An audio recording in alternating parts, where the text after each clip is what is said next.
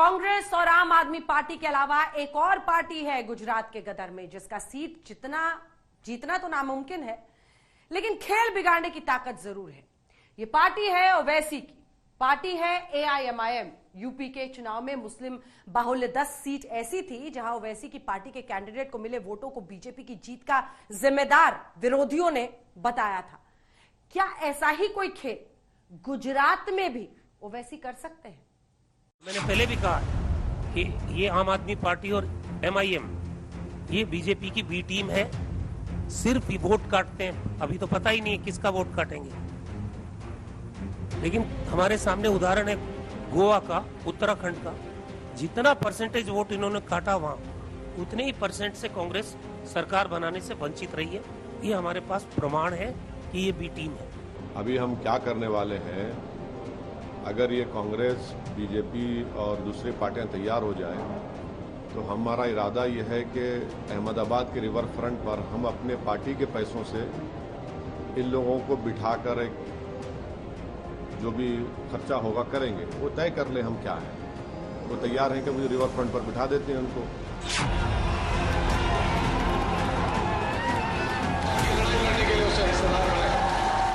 गुजरात चुनाव में अब तक 40 से ज्यादा सीटों पर अपने उम्मीदवार उतारने का मंसूबा बांधे ओवैसी।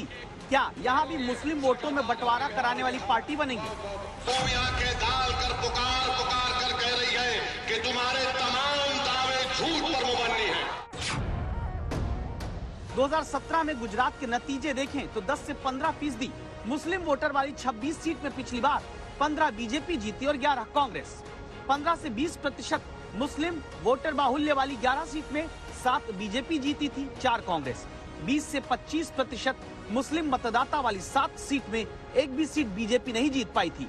कांग्रेस को यहाँ 5 सीट पर तब जीत मिली थी। 25 से 30% मुस्लिम बाहुल्य 3 सीट में 1 बीजेपी जीती थी, 2 कांग्रेस। 30 से 55% तक मुस्लिम वोटर वाली गुजरात की 6 सीट में 3 बीजेपी और 3 कांग्रेस ने जीती थी। ये आंकड़े कहते हैं कि 20% से ज्यादा मुस्लिम वोट वाली सीट पर बीजेपी के लिए मुकाबला थोड़ा कड़ा हो जाता है। क्या इन्हीं सीट पर इस बार ओवैसी के उम्मीदवार मुस्लिम वोटों को बांटकर बीजेपी की बी टीम विपक्ष के हाथों कहलाएंगे? मैं भारत के मुसलमानों से अपील कर रहा हूं, सुन लो मेरी इस बात को। आपको शायद पसंद ना आए, मगर सच्चाई बयान कर रहा हूं कि आज भारत की राजनीति में मुसलमानों की कोई अहमियत नहीं है, कोई अहमियत नहीं है। आपके वोट की भी अहमियत नहीं है, क्योंकि जो अपने आप को सेकुलर कहते हैं, जो सही मानों में बीजेपी के बराबर फिरका परस्त हैं, ये पूरी पार्टियां ये जानती हैं कि आज मुसलमानों को जाकर बोलने की जरूरत नहीं है। मुसलमान खुद बीजेपी RSS के डर से हमको वोट दे देगा। बताओ, क्या ये आपकी हैसियत हो चुकी है कि अपने साथ खड़ा करके एक फोटो नहीं लेना चाहते, अपने मंच पर नहीं बिठाते मुसलमानों को? मेरे अजीज दोस्तों और बुजुर्गों, ये तल्ख हकीकत है, याद रखिए। 1000 में लिखा गया कि अल्लाह ने तमाम। ओवैसी जब ये बात गुजरात में प्रचार में कहते हैं तो उनके सीधे निशाने पर कांग्रेस है। कांग्रेस जो अब तक गुजरात में मुस्लिम वोट एक मुश्त बड़ी तादाद में हासिल करती रही, लेकिन अब की बार के चुनाव में जब अरविंद केजरीवाल की पार्टी भी आक्रामक होकर प्रचार कर रही है, क्या मुस्लिम मतदाता आम आदमी पार्टी के कैंडिडेट को अपना वोट दे सकते हैं? ये सवाल आते ही अब ध्यान दीजिए ओवैसी के इस भाषण के हिस्से पर।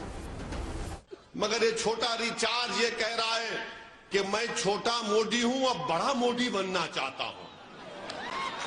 यही आप पार्टी के लीडर से किसी एक मीडिया के शख्स ने पूछा कि बिल्किस बानो, तो उसने कहा बिल्किस बानो नहीं, हम स्कूल और क्लासरूम की बात करेंगे। बताओ, क्या बिल्किस बानो मुसलमानों का मसला है? बिल्किस बानो भारत का मसला है, भारत की महिलाओं का इंसाफ का मसला है, मगर बिल्किस बानो के इंसाफ की बात नहीं की जाती। यानी सेक्युलरिज्म के दावे करती कांग्रेस और बीजेपी के खिलाफ खुद को मुकाबले में दिखाने वाली आम आदमी पार्टी, दोनों को मुस्लिम वोट की बिसात पर शह मात देने के लिए ओवैसी दांव देते हैं। लेकिन सिर्फ इस आधार पर यह कह देना कि ओवैसी ही बीजेपी की हर जगह जीत के जिम्मेदार है, शायद सही नहीं होगा। क्योंकि गुजरात विधानसभा चुनाव से 1 साल पहले से ओवैसी की पार्टी गुजरात में पैठ जमीन पर बनाती दिखने लगी, जब अहमदाबाद नगर निगम में ओवैसी की पार्टी 7 सीट, मोढ़ासा नगर पालिका में 9 सीट, गोधरा नगर पालिका में 7 सीट और भरूच में 1 सीट जीती। यानी निकाय चुनावों में ओवैसी की पार्टी कुल 26 सीट पहले ही जीत चुकी है। ऐसे में जहां गुजरात में मुस्लिम वोटर का भी एक हिस्सा बीजेपी पहले से हासिल करती आई, वहां बाकी बचे मुस्लिम वोट में ओवैसी की पतंग जितना चढ़ेगी उतना ही पतंग बीजेपी विरोधी दलों की नीचे उतरेगी या कट जाएगी। तो क्या इसका जिम्मेदार ओवैसी को ठहराया जाए या फिर अल्पसंख्यक बहुसंख्यक वोटों के बीच की विपक्षियों की ऊहापोह को?